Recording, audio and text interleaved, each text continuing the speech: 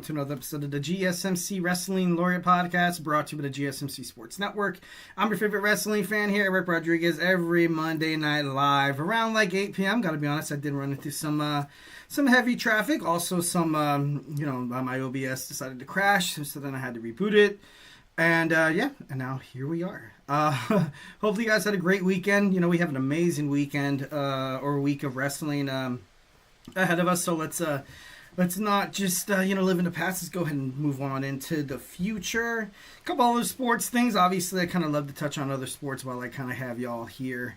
Kind of sucks. Jason Tatum goes down with an injury. The Boston Celtics are eliminated from the Eastern Conference playoffs. But I'm happy for the Knicks. I feel like all in all, even if Jason Tatum, went down, I felt like the Knicks were a better team. They were more hungry. And, Boston, and I'm not trying to create this discourse or anything like that. But last year, they kind of did get lucky with some injuries and stuff like that. But that's neither here nor there. Wolves going up against the Oklahoma City Thunder. Mid-season, I didn't say it out loud. I should have. I would have sounded like a genius. I called it. I knew that these two teams, I feel like these NBA playoffs are like passing of the torch, so to speak. Like you have, Halliburton, you have Brunson, you have, SGA, you have, God, what's his name?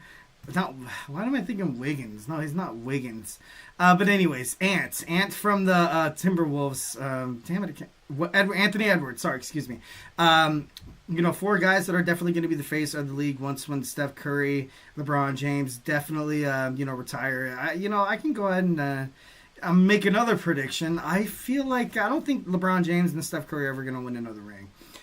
Being honest, because with how young the NBA is rapidly becoming. Cooper Flag is going to be drafted by the Dallas Mavericks.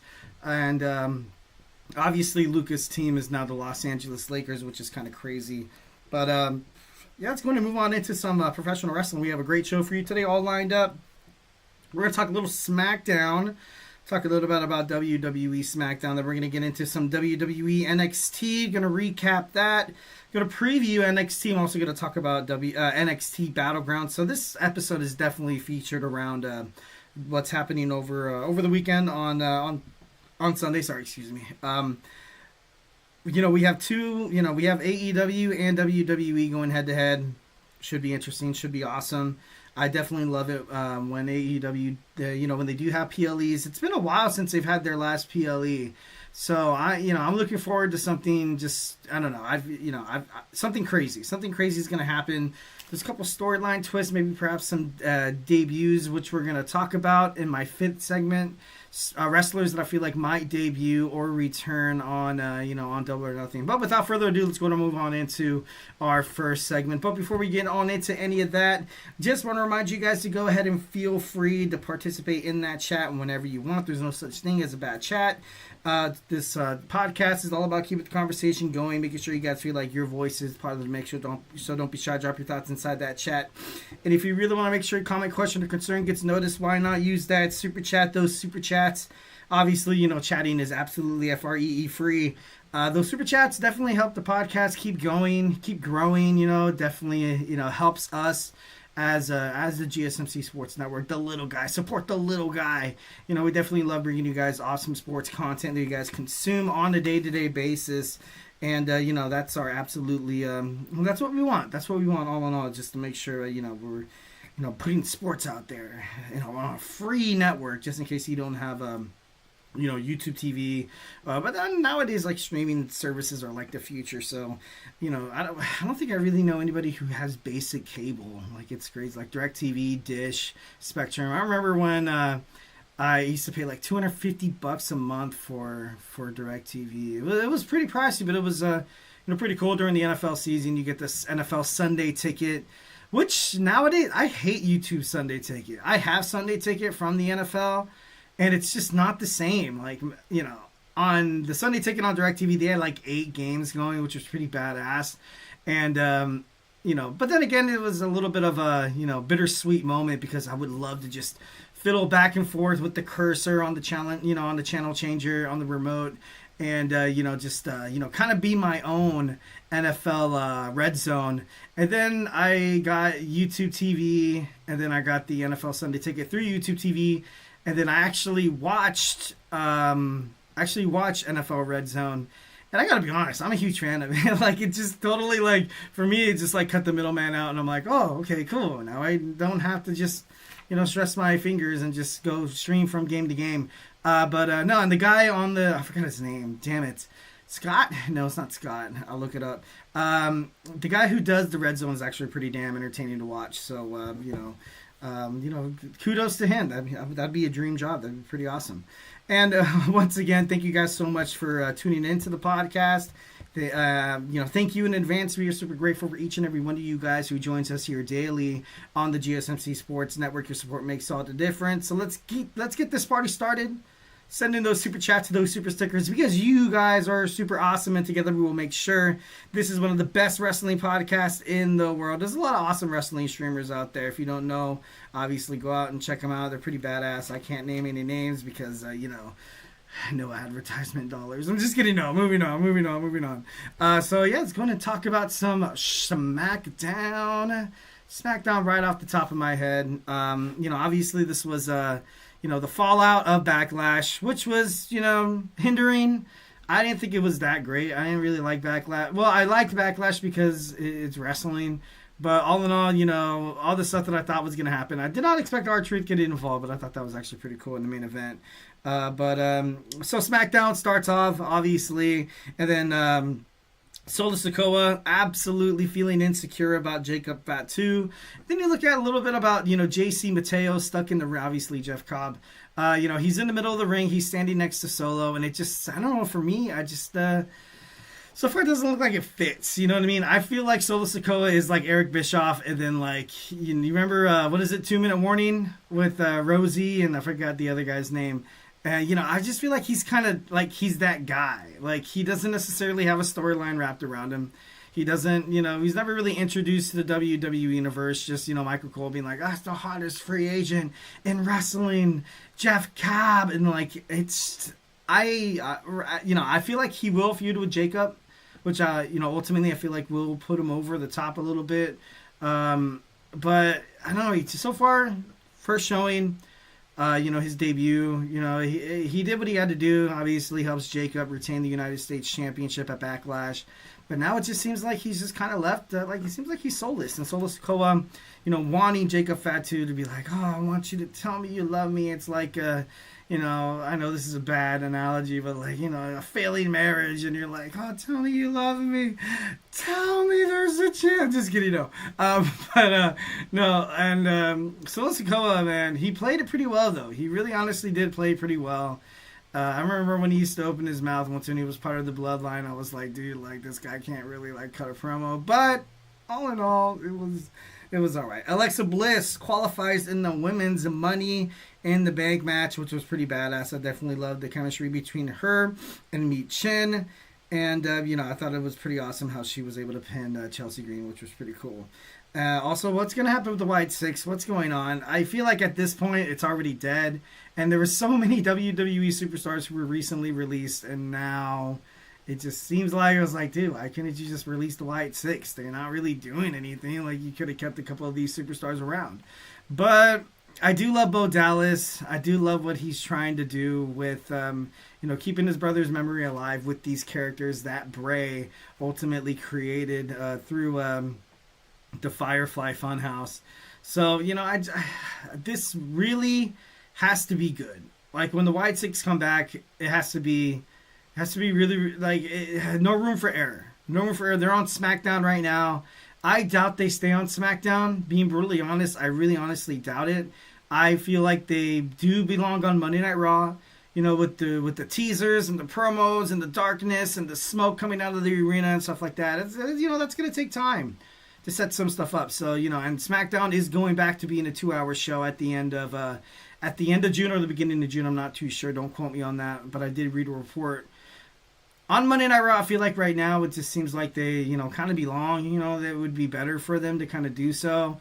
I'm not too sure if there's going to be a WWE draft because Julia, the Beautiful Madness, was signed by SmackDown. Nick Aldis, revealed, in the locker room, and he was talking to Charlotte Flair about the Money in the Bank and stuff like that. So overall, this Wyatt Six thing, if it comes back, it has to be big. When I say big, I see Bo Dallas or Uncle Howdy. I see them, kind of holding the belt by hostage and kind of like, do they come back as heels? Maybe, maybe not. But then again, I doubt like you can kind of paint Bo Dallas as a heel, especially after everything he's been through with his brother. So, it just has to be really, really big. Fraxiom defeats DIY. I thought that was pretty badass. The Motor City Machine Guns come out to help a fallen Fraxiom after the defeat. Well, after the win, and then DIY got into it. I love Motor City Machine Guns. I definitely feel like they started this whole new revolution of tag team wrestling on SmackDown, and it's been great since then. Now we have a tag team title match next week with the Street Profits and Fraxiom, which should be pretty badass. They made sure to clarify that they are going to be 100%, which is cool. They look, they had the eye of the tiger, and they were absolutely they were pretty badass. I kind of like that. I'm a huge D'Angelo Dawkins fan. I'm even a bigger Montez Ford fan. I feel like Montez Ford is going to be a future WWE champion without a doubt, and I can't wait to see it. It's only a matter of time. The Miz interferes with the match between Carmelo Hayes and Aleister Black. The match was actually pretty badass. Really no complaints on that. The Miz getting involved, getting Black masked for I think the third or fourth time. So the Miz is having a pretty bad month here. But after the match, you had Aleister Black left beaten after the Nothing But Net by Carmelo Hayes. And I gotta be honest, I kind of like that. I felt like it was great for the fans. It was great for the WWE Universe to kind of see, okay, Aleister Black, he's back. He's been looking dominant, too dominant. He's human. He's being, he's taken out, obviously not really propelling into the WWE Championship picture.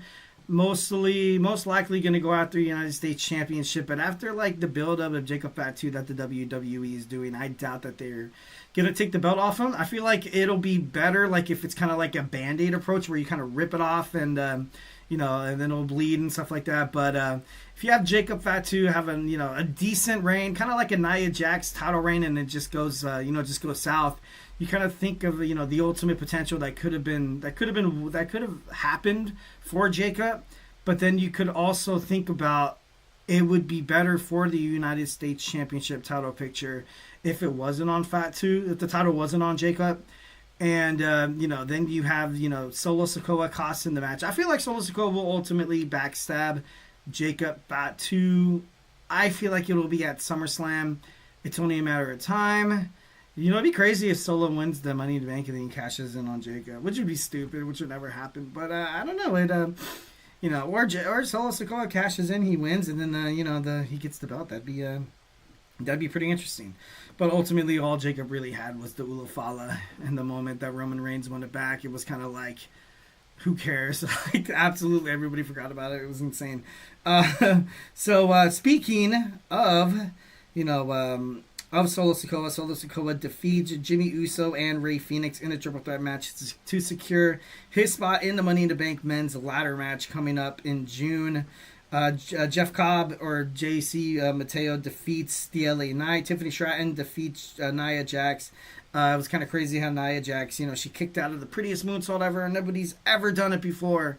And I feel like, the way they were saying it and the way they hyped it up, I felt like overall they were kind of like, all right, let's kind of, let's distract the audience that, Nia Jax could easily probably defeat Tiffany Stratton. And let's have this, this is her winning the WWE Championship, kicking out of a move that's never been kicked out of. And it's so glorious. It's so awesome. It's better than the WWE Women's Championship. And, the way, I love Joe Tessitore. I do. And I love Wade Barrett. But it was kind of blown out of proportion there. And I feel like it was overall to compensate for the fact that Nia Jax wasn't going to win.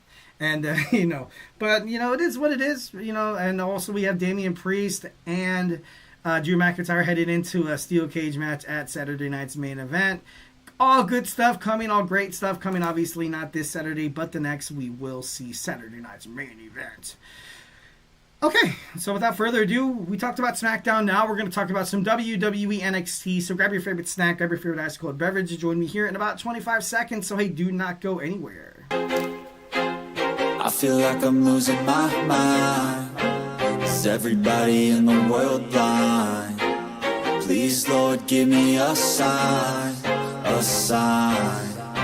I feel like I'm losing my mind. Is everybody in the world blind? Please, Lord, give me a sign, a sign. I wanna be the greatest. Everybody on the fake shit. I look around and feel like everybody is the fakest. I make this every day and I'm impatient, hoping one day I blow up from the basement. Statement, the top is so vacant. I don't hear shit that I think is amazing. Waiting for my day when I'm playing sold out shows with 1,000 faces. Hey, give me that crown, get in my way and to be put down. It ain't your place, all this my town. If I want that shit, then I'll get it right now.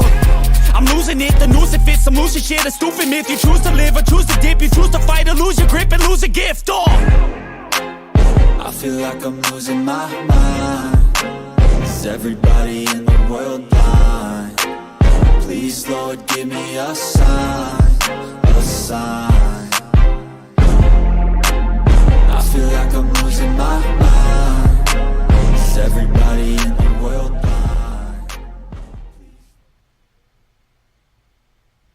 And we are back with the GSMC Wrestling Laureate Podcast, brought to you by the GSMC Sports Network. I'm your favorite wrestling fan here, Eric Rodriguez, every Monday night live on the GSMC Sports Network, the GSMC Podcasting Network, also streaming live on Twitch. So make sure you guys Superman punch that like and subscribe button to the show. Follow the show, follow the network, and your life will be 1,010% better. So we recently talked SmackDown. Now we're going to talk some NXT. But before we get on into any of that, obviously you guys already know, hit up that super chat. Throw us a bone, throw us some little bit of love. Obviously, you type any, chat or anything like that, it's going to be greatly appreciated nevertheless. But, these super chats obviously helps us keep the lights on all these amazing podcasts with these passionate, enthusiastic, charismatic podcasters who have one goal, who have one love in mind, and it's you, baby.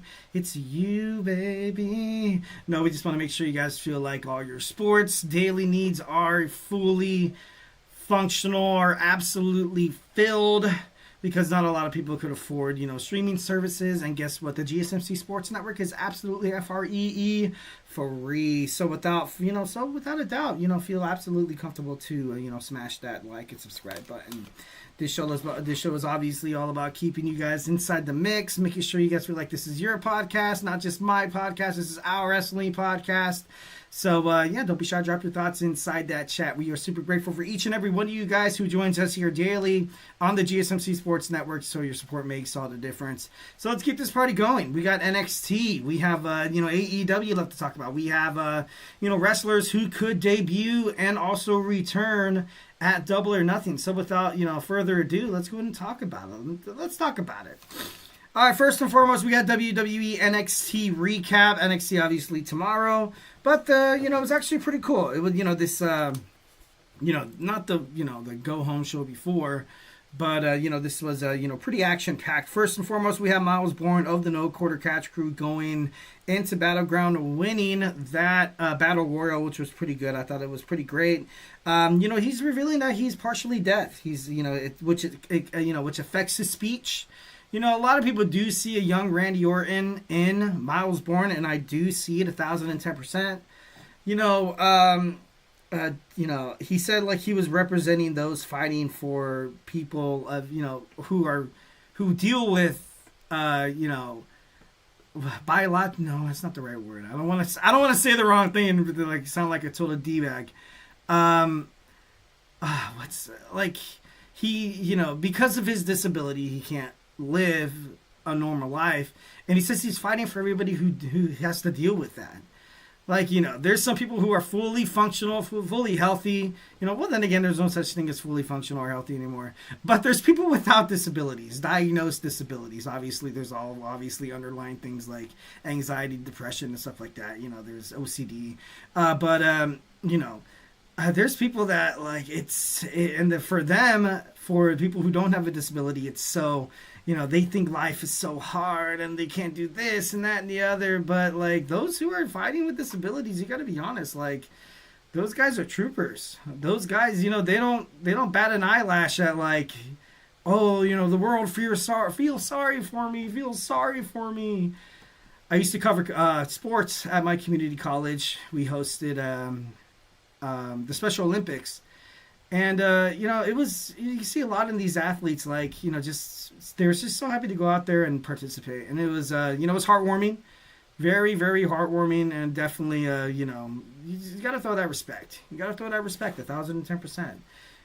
Because they're dealing with disabilities. I stubbed my toe on one of my kids' toys, and I'm like, my life is terrible. I'm just kidding, no. But yeah, no, those Legos definitely hurt. And, those, I'm just kidding, no. Moving on. But anyways, I'm definitely love Miles Borne. I love that he brought that up, that he was representing everybody who's dealing with a disability right now. And then Ethan Page comes out, challenges Borne for his shot. Obviously, he was unsuccessful. But, can we see Miles Borne become the new NXT World Champion? It's a possibility. I feel like it is a possibility. He has all the talent in the world. Like I said, a young Randy Orton. Obafemi, it feels like the heavyweight title picture on SmackDown is super dry. Super dry, the same people over and over and over again. The United States Championship picture, the same people. Cody Rhodes hasn't been on SmackDown in a long time. John Cena, he just comes out and he flaunts the belt and then bam, that's it. I don't want to compare John Cena's retirement title run to like a Brock Lesnar, where he doesn't really he comes out, does a promo, he puts over the other guy and gets RKO'd or whatever, and then bam, that's it. He's good. But I don't know. Something needs to change. Something needs to change. There has to be a new flavor. There has to be a new flavor on SmackDown or Raw. Obviously, Jey Uso right now is so over with the fans. I doubt they're going to take the WWE World Heavyweight Championship off of him. So that just leaves the WWE Championship picture. John Cena is probably not going to lose it until his last... Then I don't want to say that. His last appearance will be Saturday night's main event in December. So mark your calendars for that. He revealed in an interview. But, maybe he drops the title earlier, then he has an actual, respectable match against somebody like Cody Rhodes or something. But I don't know. Like I said, something needs to change. I feel like whoever will win the men's Money in the Bank contract will cash in against Cena. I feel like that would be, more, substantial. I feel like that would be more ideal. But I don't know. It could happen. It could happen. Speaking of Obafemi, he took on Charlie Dempsey. Absolutely. He kicked his ass. I'm just kidding. No. But it was pretty cool. It was pretty cool. It was, like I said, Oba, high on Oba. Definitely love it. Next, we see Wesley take down Tony D'Angelo. Stacks obviously getting involved, talking about Rizzo in the safe house. Is everybody just going to turn their back on Tony D'Angelo? Maybe. I feel like he's accomplished everything in NXT so far. The only thing that makes sense is bringing, you have Luca Crustofino right now on Evolve. You have, I feel bad for Rizzo because I feel like if the family breaks up, she'll probably get released by WWE. Obviously, hey, knock on wood, hopefully that does not happen because she's pretty scrappy. But, and then Stacks, I don't know what's going on with Stacks. It'd be kind of cool if he's coming out as like a total heel. I feel like maybe he gets into a position where maybe he is involved with Dark State because Dark State right now seems like they are just a band of hooligans just attacking people. Not really necessarily having a storyline, kind of being a low-key retribution, which is, kind of bad, which is sad. Because there's a lot of young, talented wrestlers, like Lennox, on this, Dark State stable group. So I definitely hope the best for them.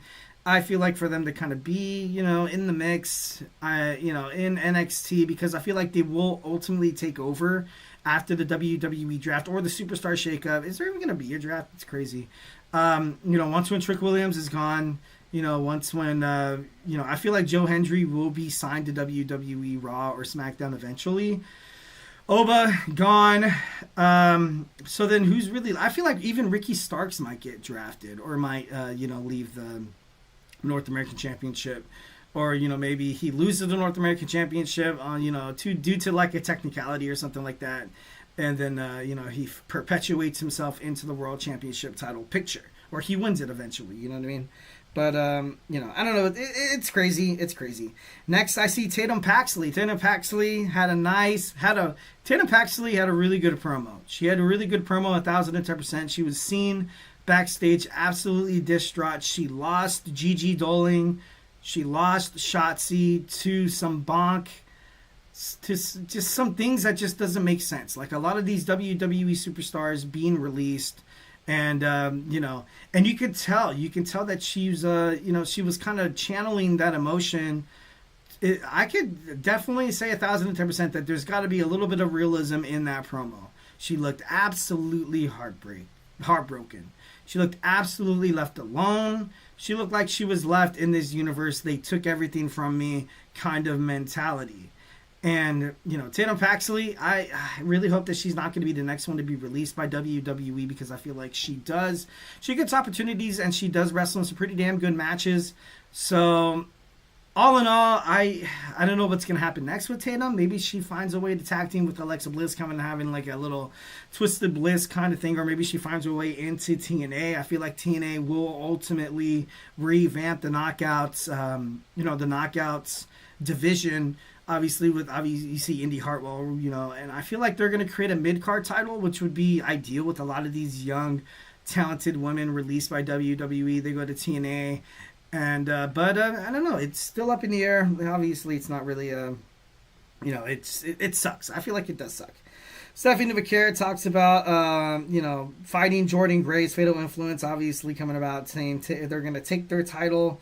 And then, it's kind of cool to see Stephanie Vaquera kind of go out there and, state the obvious and kind of go out there and not be, like, so paranoid about coming out as a heel, where she was saying Jordynne Grace failed, and will fail again. I definitely loved how she said that. Like I said, Riley Osborne defeats Miles Borne defeats Ethan Page. I thought that was pretty badass.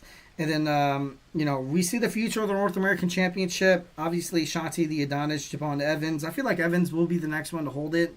Then you saw Stax, once again in a promo saying that he wants to end the D'Angelo family. Thea Hill takes on Tatum Paxley. And, Paxley, it's kind of crazy. And then she, obviously getting disqualified didn't really work out. Then we saw the TNA Championship signing. I feel like Trick Williams is heading toward a heel role. I feel like it's about time. He says he's bigger than TNA, and he says there's no pathway back. Joe Hendry, kind of said it beautifully. He said, if you lose the TNA Championship, your chance to win it from me, there's no path to the NXT Championship, which means he's going to get drafted to Raw or SmackDown or picked up. So it just makes sense. So then we have the main event. We have Fatal Influence taking on Jordynne Grace and Stephanie Vaquera. And, great match. All in all, I feel like all the women were super talented inside the match. It honestly did what it had to do to kind of build up more of a wedge between Grace and Stephanie Vaquera. So all in all, great NXT. Can't wait to talk about what is happening next. We have WWE NXT. I'm going to preview this next episode tomorrow. Then we're also going to get into some Battleground predictions. So, don't miss it. Grab your favorite snack, grab your favorite ice cold beverage, and join me here in about 20 seconds. So, hey, do not go absolutely anywhere. Looking for your daily fix of sports talk without having to pay for it? GSMC Sports Network is available on YouTube. Just search GSMC Sports Network. Get your fix of daily sports talk shows on YouTube, absolutely free. NFL, college football, NBA, MLB, MMA, UFC, fantasy football, and so much more.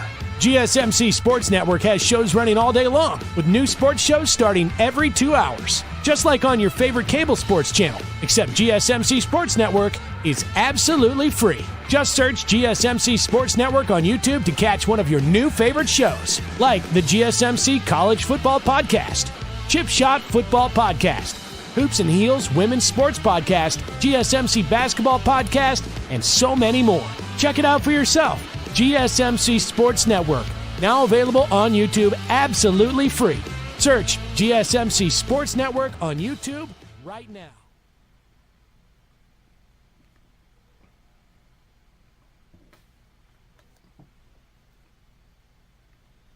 And And we're back with the GSMC Wrestling Laureate Podcast, brought to you with the GSMC Sports Network.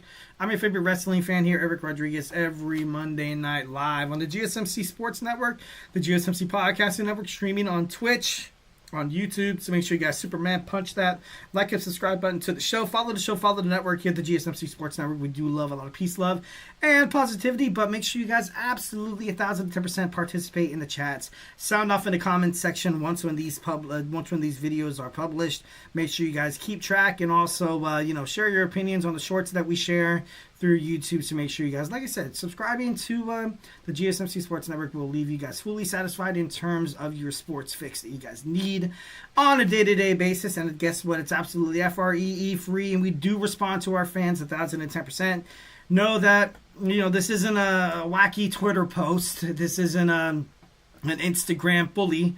This is, if you comment on something, we're going to talk to you guys. We're not like those, we stayed to the ground, guys. We are down to earth. We definitely know that without you guys, we are absolutely nothing.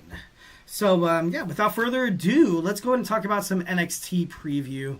Obviously, like I said, hit up that tips and donations link. Help us keep the GSMC Sports Network alive, and it could be single-handedly on your shoulders. No, I'm just kidding. That's too much. But anyways, oh my God, look at that jumbled lettering. There we go. We have WWE NXT preview, so let's go ahead and dig on into that. First and foremost, we have Keilani Jordan taking on Zarya. I feel like the winner of this will take on Solo Sikoa for that NXT Women's North American Championship. And I feel like this could definitely go either way. Either Keilani Jordan wins, and then we get former best friends, the inaugural winner, and the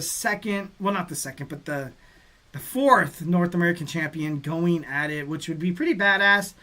Or we finally get to see Zarya in that single spot, where she will hold the North American Championship. And I feel like, the way she was built up before she came to WWE, you kind of thought she was going to end up holding a women's singles title. I honestly couldn't depict her, and I couldn't predict the fact that she was going to, fall to the Solo Sikoa side. Not to be like a sidekick, because I feel like that ultimately demeans her. But kind of being like basically not in the main event title picture, which is crazy because, the build up to Zarya, it was like, this girl's going to be such a badass. And, it hasn't really, kind of lived up to the hype. I know right now Shawn Michaels is taking care of, Vicaire, had Julia, had Grace. And, and as soon as you have three of those girls, probably, Roxanne Perez, obviously, as well, you have all of NXT women. I feel like about 4 or 5 of NXT women will be drafted to WWE, which would be great, which would be absolutely something that they desperately need, especially on SmackDown. On Raw right now, I feel like the women's division on Raw and SmackDown, being brutally honest, nothing against Mi Chin on SmackDown, nothing against Chelsea Green, nothing against B-Fab. I love B-Fab. I feel like she should have got more of an opportunity. Charlotte Flair, Alexa Bliss, she's finally here, thank God, finally. And then on Raw, you have Becky Lynch. Finally, she's here. Lyra Valkyrie single-handedly trying to hold up the women's division. And Ivy Nile giving opportunities after opportunities only to be kind of laughed at. Dakota Kai, looking like she could be the face of the WWE Women's Intercontinental Championship picture. Every match against Lyra, she came so damn close. Oh, she's going to get another shot. Guess what? No, she's gone. We're going to let her go. Sorry, we're going to let you go. No, but, and... so like I said, this could definitely go both, either one of, both ways. But, I would like to see Zarya in that, singles title picture. Josh Briggs taking on Shawn Spears. Shawn Spears with probably one of the shortest NXT North American Championship reigns, which is kind of sad because I did love Perfect 10 Ty Dillinger, dude. I'm just kidding. I think he's married to Peyton Royce. Lucky bastard. I'm just kidding. No, moving on. But Josh Briggs, I love Josh Briggs. I really honestly didn't want to see him and Inumara break up. I would rather see them hold the NXT tag team titles other than Hank and Tank. Hank and Tank, they're cool. They're kind of like a 3.0, 4.0, 5.0, like a Nasty Boys kind of thing. Where they're not afraid to jump off the top rope here and there. They're doing flips off the back. I feel like one of them, the way they wrestle, it's kind of hectic. It's a little ruthless. It's it's a little careless, being honest. So if one of them actually gets injured, I'm going to be obviously not granting injury on anybody here. Never doing that with the podcast. But if it does happen, they could definitely drop the titles to somebody like Briggs and anymore. But anymore, I heard, is going back to, Japan Wrestling. So, it is what it is. But I feel like Shawn Spears has to, keep building up that momentum to maybe becoming a singles champion again. But as of right now, I don't really see it happening. We got Ricky Saints. I always want to call him Ricky Starks because it just fits so damn well. The men's North American champion is taking on, in a triple threat match, Javon Evans and Ashanti the Adonis. Who's going to win? I feel like this match will end in... this is going to be in the main event. This will... Yeah, you know what? Yeah, this will be the main event. I feel like this will be... No, because then you do have the Trick Williams' rap performance and, Joe Hendry's concert, which is pretty badass. But I feel like this match will end in disqualification, forcing these three to go at it, and going at it in more of a professional kind of Javon Evans, Ashanti. No, one second. I think I might be reading this wrong. Actually, is that Battleground I'm thinking of? Oh, but anyways, okay. So we have Ashanti the Adonis, Javon Evans, and Shawn Legacy of WWE Evolve. Sorry, apologies. Is this like a number one contenders match? It feels like it can be. I would personally love to see Shawn Legacy win. I do love, Javon Evans and Ashanti the Adonis, but I feel like right now Shawn Legacy is the, he's ultimately, everybody knows that he's like the face of WWE Evolve. Swipe right, they're cool and all, or what are they called? I can't think of their stable. Oh no, it's gonna break my heart. I can't remember. No, not gonna even try. But anyways, Shawn Legacy would be pretty badass. I would love to see him in the, in that kind of in that picture. It'd be pretty cool. All right, next we have, if you guys want to check out Ricky Saints, Javon Evans, and Ashanti the Adonis one more time. Like I said, we do have Joe Hendry live in concert. We have Trick Williams' rap performance. Not too sure how cool that's going to be. If it is or if it isn't, it is what it is. But we have NXT Battleground. We're going to talk about NXT Battleground. Obviously, we do have the Go Home show tomorrow happening. Like I said, there could be Shawn Legacy taking on Ricky Saints for that NXT North American Championship. Which seems a little, right for me. I feel like that would be best, but that's just, like I said. But we got Tony D'Angelo and Stacks finally going at it, getting their hands on each other. This is going to be absolutely epic. It's going to be great. Like I said before, we have NXT going head to head with AEW's Double or Nothing. So, you could expect some fireworks. You can expect, them kind of pushing the envelope a little bit to try to maybe ensure viewers. But then again, I don't feel like, I feel like they could, they could definitely not lose viewers, but it's like, if you can give some viewers, throw a bone to AEW here and there, which would be pretty badass. But Tony D'Angelo taking on Stacks. I want to see Stacks win. I do. He has to establish himself. Like I said before on a couple of podcasts, that I feel like ultimately Stacks, he just keeps getting pushed down and down and down, and he loses matches, and he just doesn't really look like he can hold his own. So this would be interesting. This would be an absolute interesting, if anybody's going to put over Stacks, it's going to be, Tony D'Angelo in this match. And I feel like there will be a betrayal. I feel like it will be a betrayal. Like I said, if Tony D'Angelo was going to be pushed to WWE Smackdown or Raw, he had to stay with the family. This storyline would have never came into fruition if that wasn't a possibility.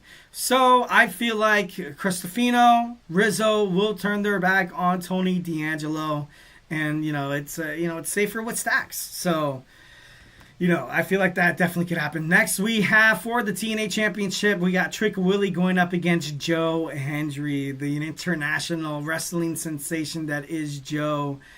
This match is pretty important to Trick Williams. And, they had a promo about it last Tuesday, and Joe Hendry said, hey, honestly, if you lose this chance against me, you have no pathway to the NXT Championship. So, with this new partnership with TNA and NXT, maybe we can see Trick Williams win. maybe, and he could be the face of TNA, which would be pretty cool. If Joe Hendry's contract was up in TNA, and it's not yet. At the end of this year, yes, and he will be taken care of.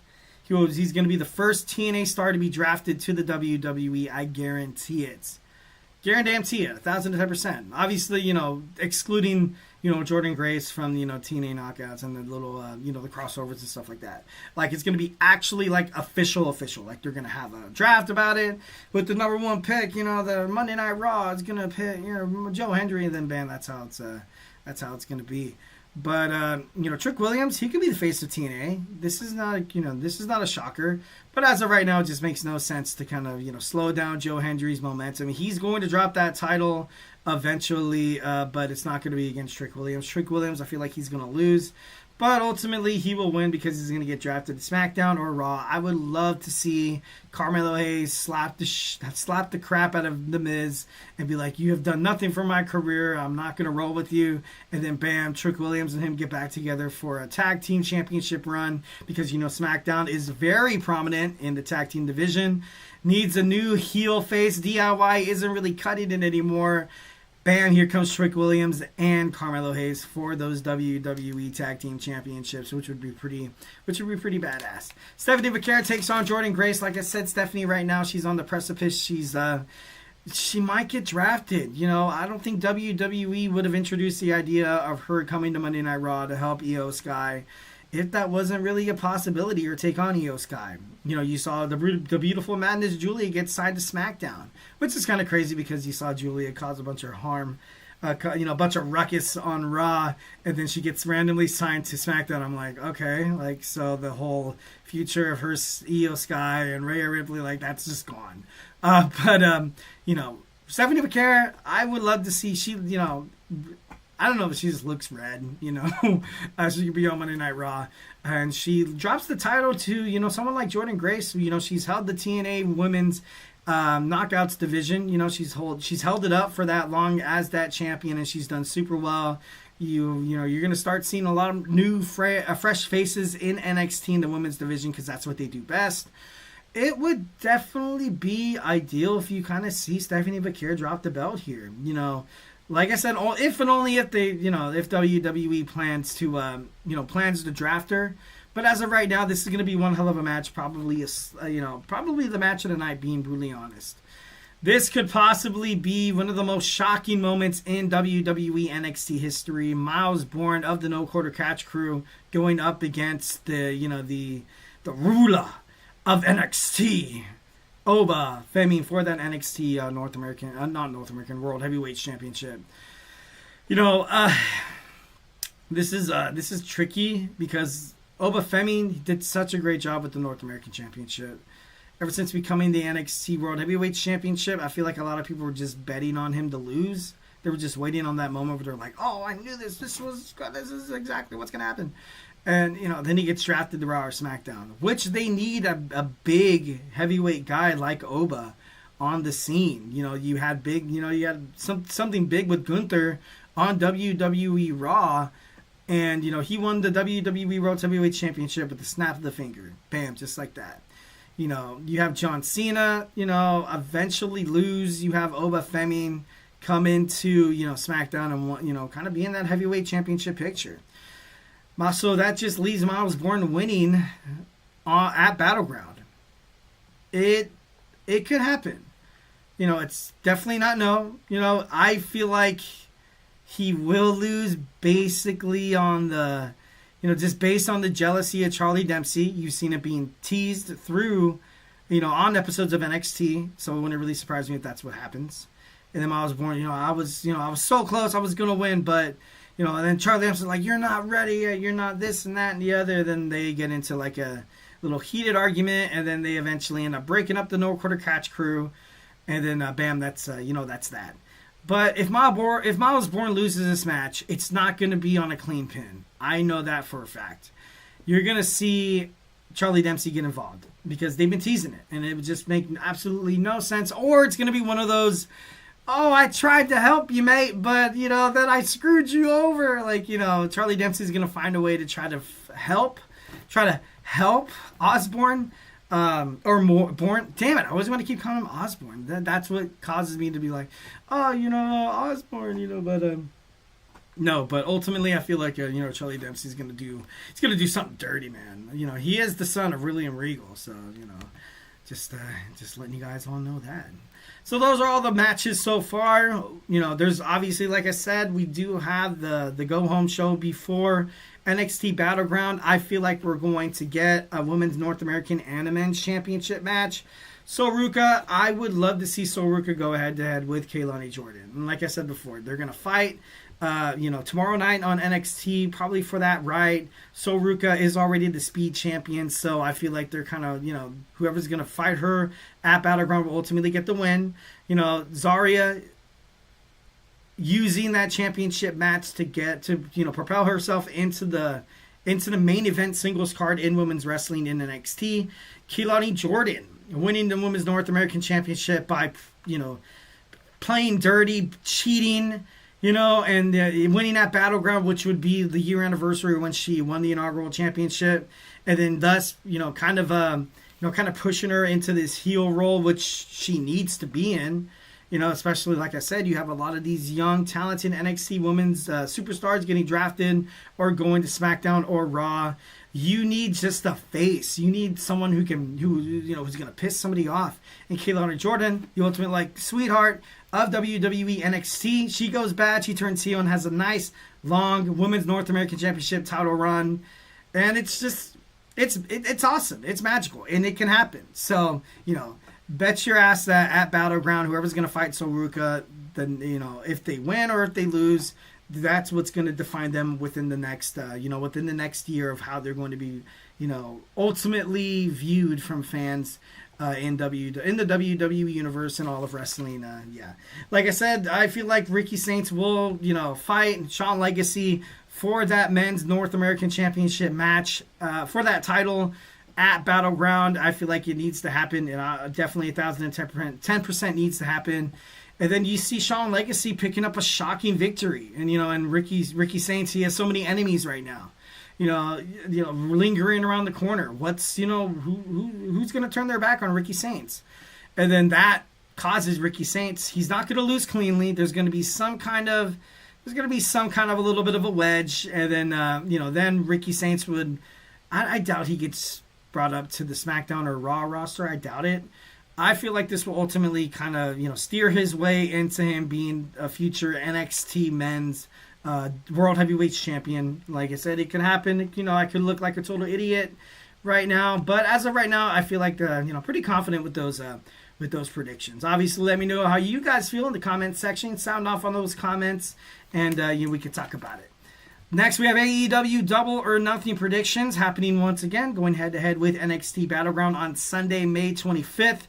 So don't go anywhere. Grab your favorite snack, grab your favorite ice-cold beverage, and we will be back to talk about AEW Double or Nothing. So, hey, stay tuned.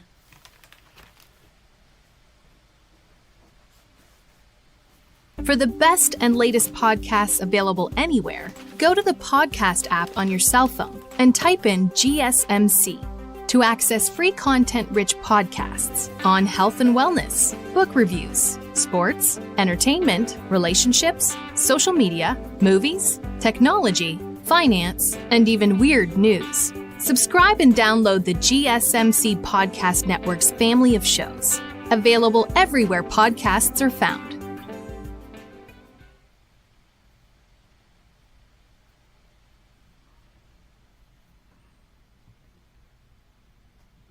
And we are back with the GSMC Wrestling Laureate Podcast, brought to you by the GSMC Sports Network. I'm your favorite wrestling fan here, Eric Rodriguez, every Monday night live on the GSMC Sports Network, the GSMC Podcasting Network, streaming on YouTube, also on Twitch. So make sure you guys, Superman punch that and like and subscribe button to the show. Follow the show, follow the network here, the GSMC Sports Network. We do love a lot of peace, love, and positivity. But of course, in terms of talking sports, it's inevitable. There's going to be some criticisms. There's going to be some disagreements, but, we definitely, encourage you guys to comment, chat. Anyways, give me a shout out where you're listening from. Give me your thoughts on basically anything that we're talking about here. And, we can just have a lot of fun on this podcast. All right, without further ado, we have AEW Double or Nothing. Last Double or Nothing was pretty badass. I definitely, I loved it. I thought it was great. I love AEW PLEs. I think they definitely save it for like when the lights shine brightest. And sometimes, people hate it, but at the same time, you hate it, but you love it. And then Tony Khan, he definitely circles. He just surrounds himself with a lot of wrestling publicity with a lot of his PLEs. So I definitely hope this one's going to be a badass one. You've seen them move to smaller arenas on Dynamite and Collision, and you've seen it pay off. Now you kind of see it fills up, and now you kind of see whenever... you see it whenever they actually are in an arena where there's like concourses and stuff like that. You kind of see them full a little bit. Maybe you kind of had to take AEW away a little bit. It was like, oh, guess what? Sold out. It's open, but you can't come. Well, hey, I used to buy AEW Dynamite tickets for like $25. What the hell? And then now, sometimes, you got to be told no. Ultimately, they kind of, you're never going to get it. You know what I mean? Like, that's gonna help your business. You know what I mean? Why do strip clubs get made, so much money? It's because, no one could I'm just kidding. No, moving on. Bad analogy. But without further ado, we have AEW Double or Nothing, which is going to be an absolute banger after banger. So let's start off with the Owen Hart Cup Finals match with the men's tournament. The Aerial Assassin Will Ospreay takes on Hangman Adam Page for the right to challenge Jon Moxley for that AEW World Heavyweight Championship at All in Texas. I don't know why whenever I think Texas, I think about Cowboy, Hangman Adam Page. Hangman Adam Page has to win this match. He has to. It would make no sense of what AEW is ultimately trying to build up if, he's the inaugural champion. Will Ospreay has had success without the AEW World Heavyweight Championship, and that will continue. Obviously, leaving the Don Callis family, kind of creating a little bit of buzz around him, and everything that's happening. Him saying that WWE wrestling bores him, saying that Triple H only got the job because he was banging the boss's daughter, and becoming the AEW International Champion. So I feel like Will Ospreay's good. I feel like right now, he's good. Doesn't really need the World Heavyweight Championship around his waist. Page does. Hangman Adam Page desperately needs to become the AEW World Heavyweight Champion at All In. Other than that, why did we get that little somber, I was so upset and I got mad and I was wrong and I was attacking friends and, it was, okay, dude, yeah, we get it. Trying to perpetuate yourself into the babyface category. And, okay, that's what's going to happen. There's only going to be one person to take the title off of Moxley. And whoever wins this match will be the person to do so. I feel like maybe Darby should have been the answer, should have been that wild card, but of course then you had the much anticipated TNA signing Josh Alexander, the Weapon, just only to lose to Hangman Adam Page. The moment Hangman Adam Page beat that wild card, I kind of knew that it was over. And I was like, okay, so now we have Hangman Adam Page. I'm not crapping on Hangman. Inside the ring, he's great. His promos, they're good. He gets very, very emotional. He gets very, I could sense, the charismatic and the enthusiasm within his voice.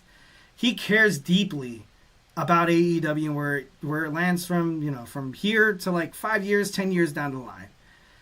You guys got to remember that AEW started like in 2018. It's only like 7 years old.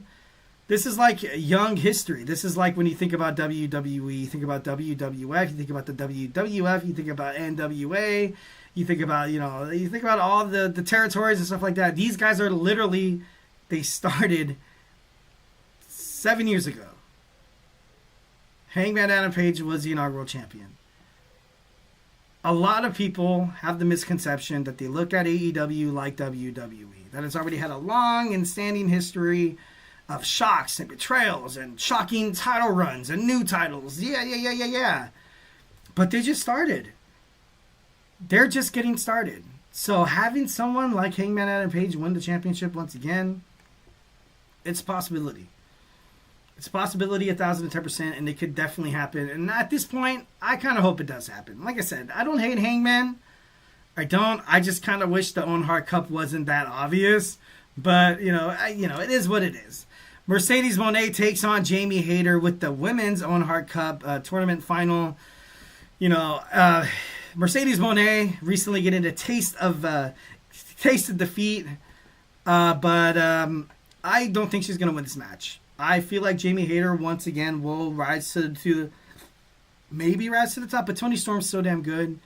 I honestly don't think anybody could hold that AEW Women's World Championship other than Toni Storm, being brutally honest.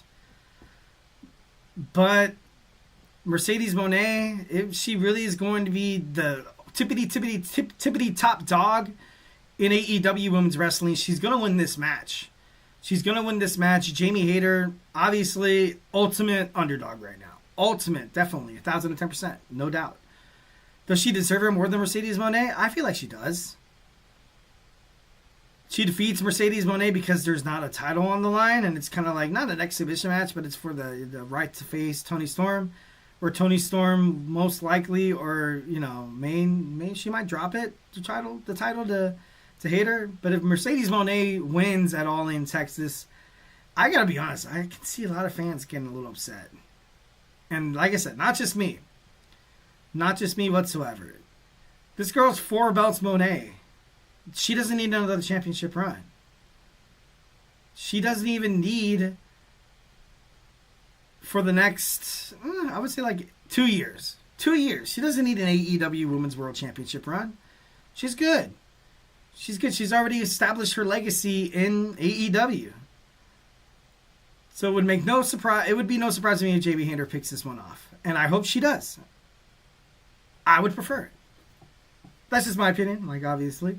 Next, we have Nigel McGuinness teaming up with Daniel Garcia, taking on FTR with Stokely hiding in the winks.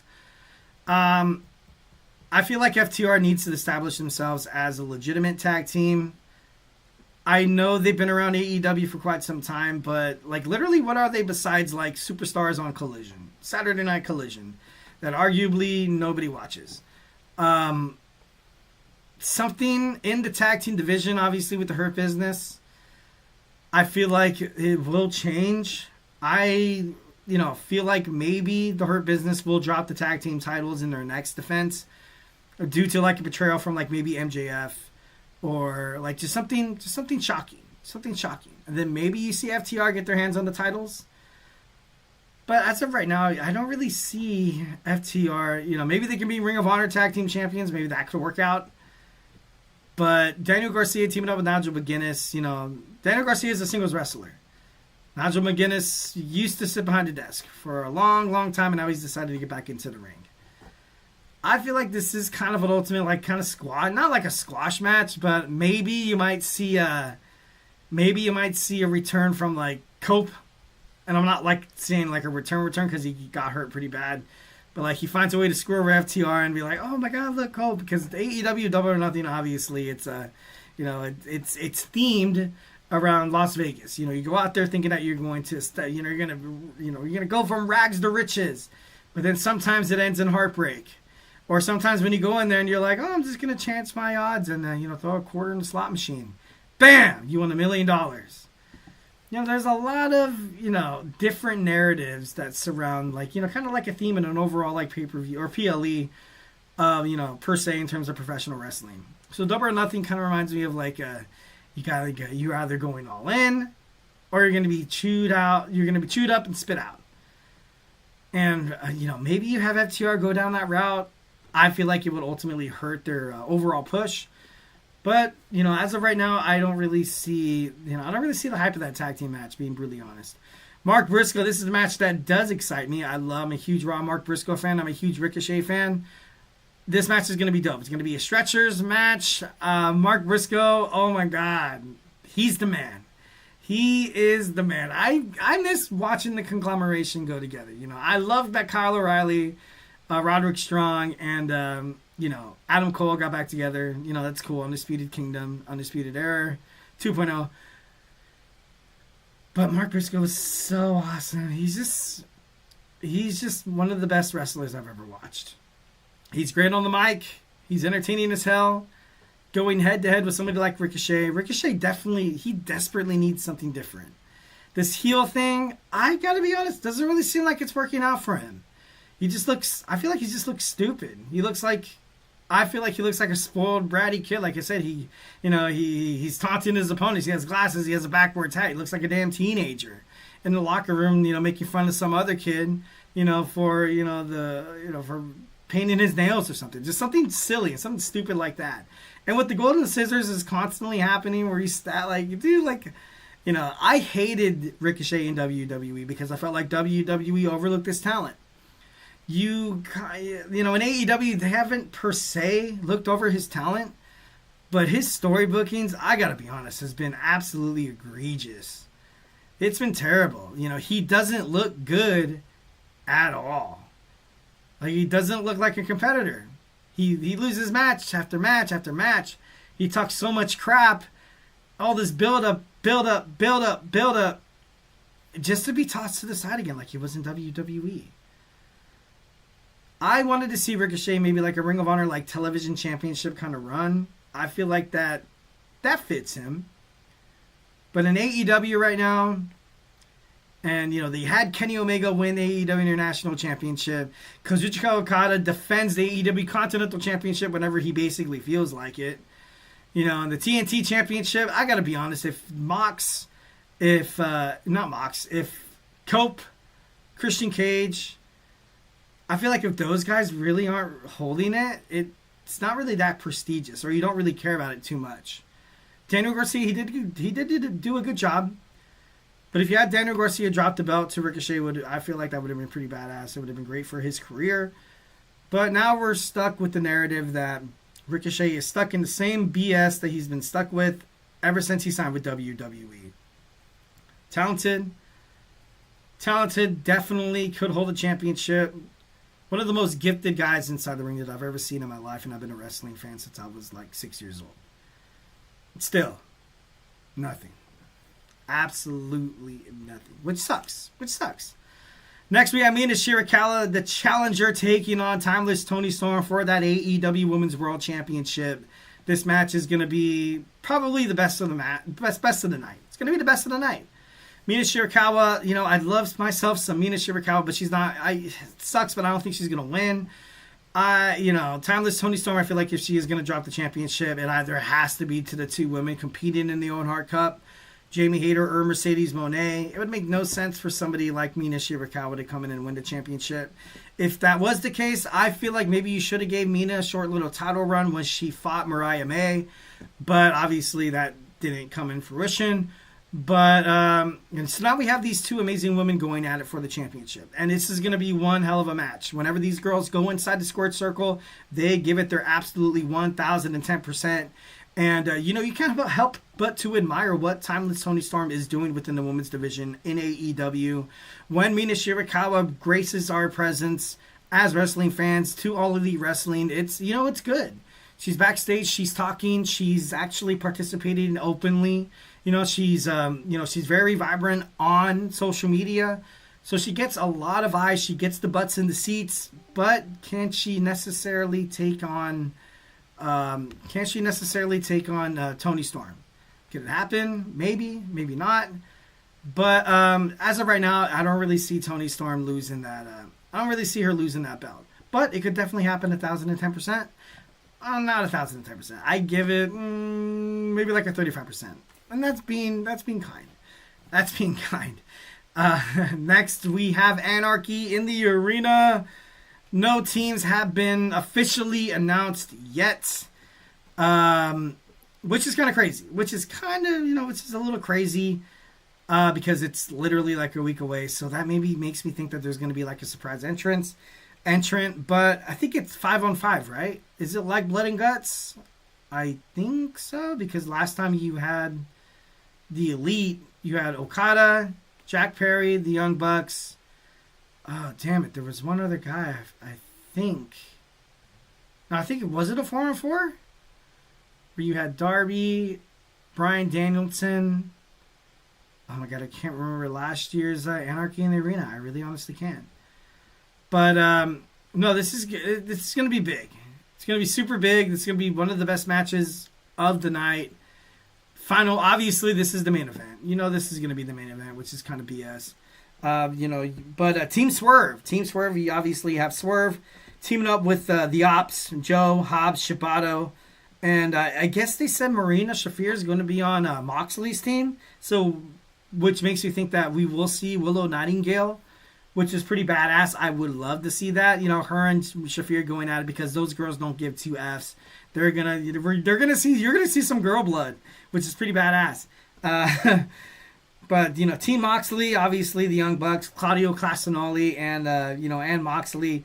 If they add another fifth guy, maybe you have somebody join.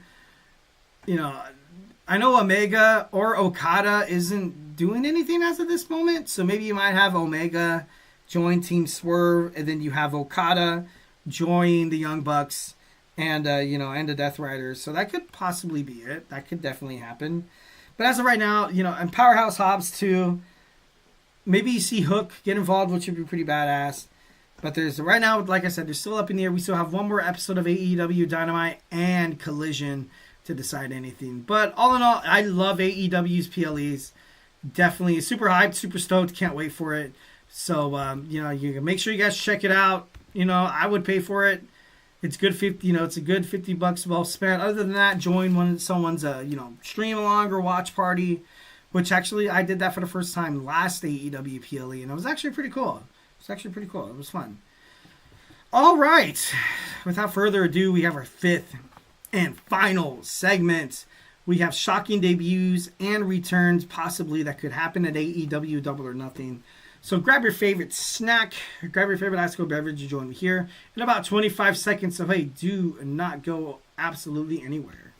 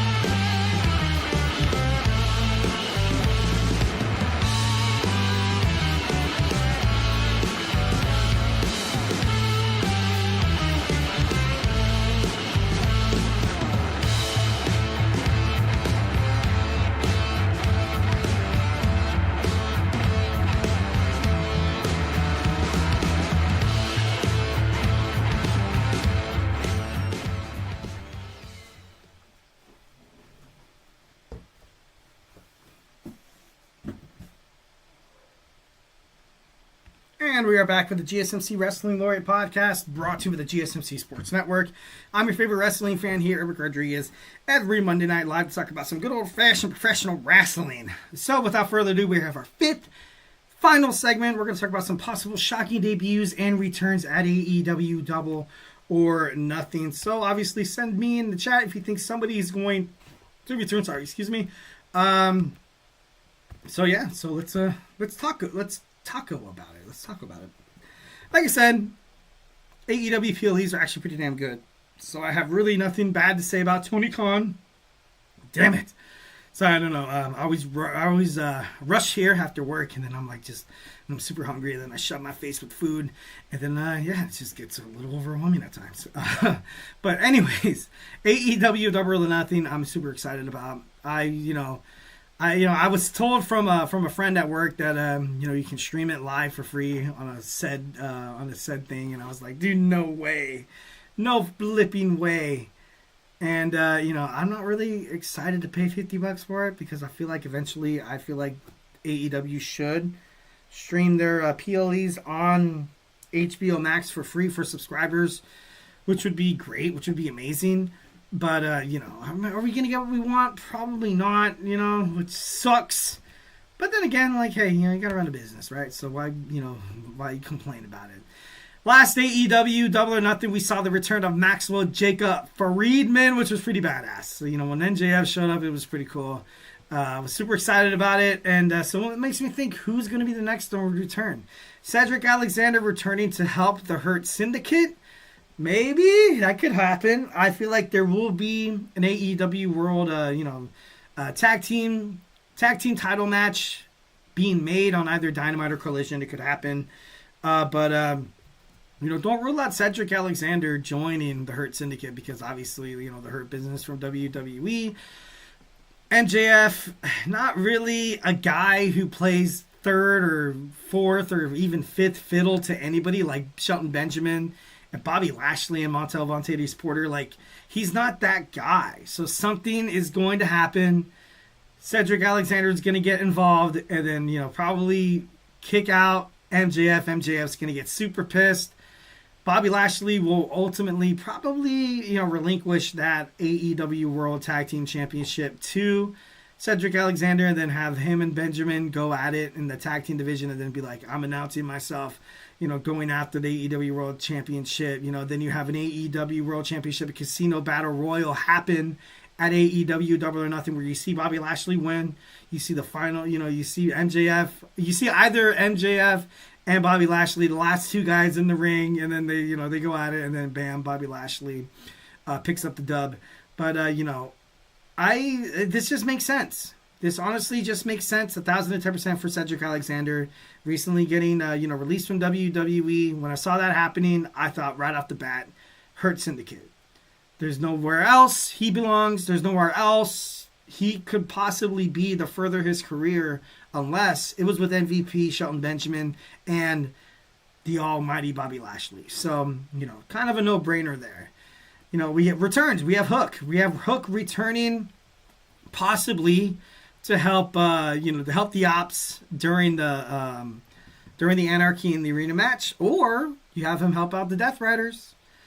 Pac injured, Wheeler Yuta injured. The Death Rider storyline going being a little vague. Then you have Hook come in, Taz, he even said it on commentary.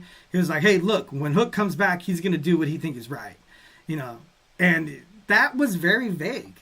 What he said there was very vague. Obviously his son, no surprise there, and he could possibly come back and join the Death Riders, which I feel like if Hook joins the Death Riders, it would absolutely revamp them 1,010%, which would be pretty badass for both the Death Riders and the cold-hearted, handsome Devil Hook. Eddie Kingston. Where the hell is Eddie Kingston, man? He's been gone for so damn long after dropping the title to Okada. I haven't really been around the independent circuits that much to kind of be like, I'm a huge fan or a watcher of Eddie Kingston, but he's been within wrestling for so damn long. It wouldn't be surprised if he finds his way into into AEW Double or Nothing, either confront maybe Kenny Omega or Okada for a chance at one of those titles, which would be pretty badass. Luke Gallows and Carl Anderson debut in AEW. This could definitely this could happen. They fought the Hurt Business already. You have the Hurt Business feeling pretty good, sipping champagne out in the middle of the ring, and then bam, out of nowhere you hear the what is it? Oh, God, Too Sweet. Damn it, I can't think of that gang. Oh, the Bullet Club. Damn it, my brain's not working today. Then you have the Bullet Club come together, and then that would be pretty badass. That would be pretty cool. And then you saw that up against the Guns would be pretty badass. Private Party, they would fit in the tag team division. FTR, they would fit in the tag team division like one of them round pegs, But it is what it is. I feel like I want to see a lot of these released WWE superstars make their way to AEW, but that's just me. Obviously, I love flirting with the idea that we could see the possibility of someone like Isla Dawn going into the women's division on either Ring of Honor or either Ring of Honor or AEW, which would be pretty badass. I would love to see. She was great inside the ring. Maybe we need somebody like another minion for Athena. Kind of replace Billy Starks there. It could definitely happen. Cora Jade, she's on her way into the independent wrestling circuits, and definitely not. definitely not using this as an ad or a plug or anything like that, but she has announced that she is going to open up an OnlyFans or something like that, which is crazy.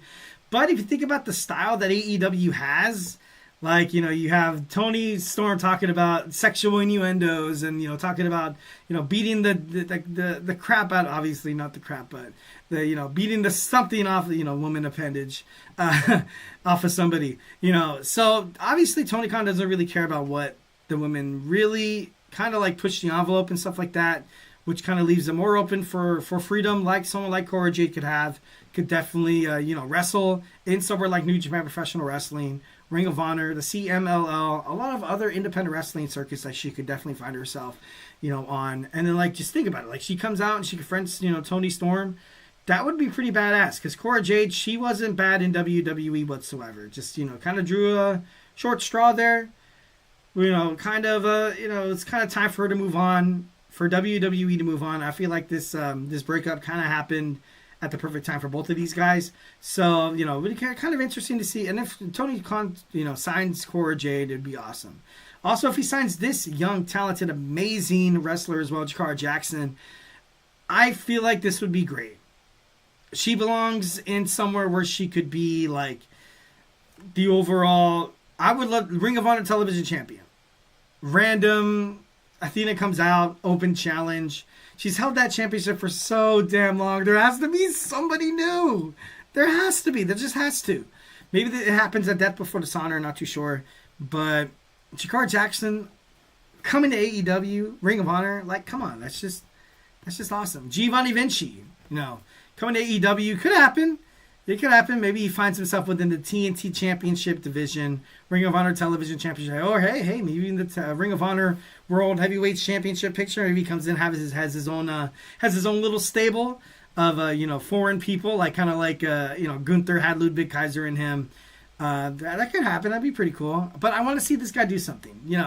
His time in WWE was so bonk. It was so wonky. It was so stupid.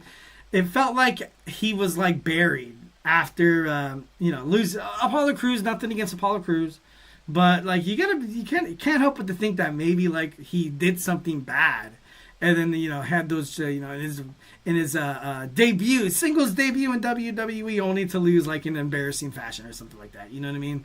So it makes me think that maybe there was something behind the scenes there.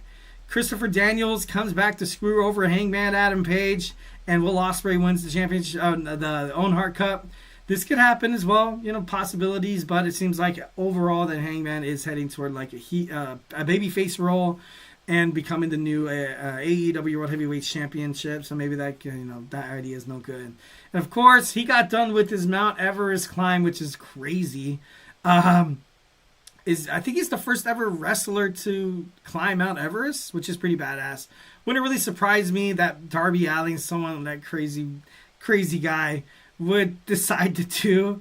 So, and ultimately I thought the wild card during the Owen Hart Cup was going to be Darby, but it was Josh Alexander.